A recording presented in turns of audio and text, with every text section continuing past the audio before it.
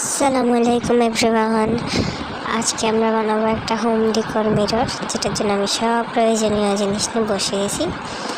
তারপর আমি সবার প্রথমে লেসারটা সেট করে নেব। ফুলগুলো আমি তখনও লাগাই নেই, শুধু বসায় রাখছিলাম। তারপরে একটু শুকিয়ে আসলে আমি পার্টগুলো লাগাচ্ছি। অল্প অল্প ঘাম দিছি যেন মিররটা বেশি আনা হয়ে যায়, দাগ বসে যাবে ঘাম বেশি পড়লে।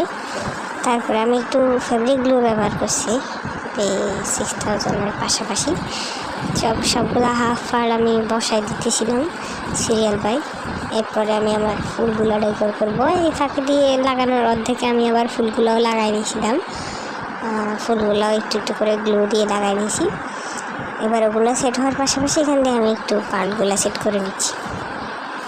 এই যে পার্ট সেট করা শেষ।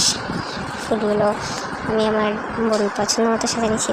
অ্যান্ড দ্য ফাইনাল লুক দেখেন, ওফ কি সুন্দর দেখেন। I shooting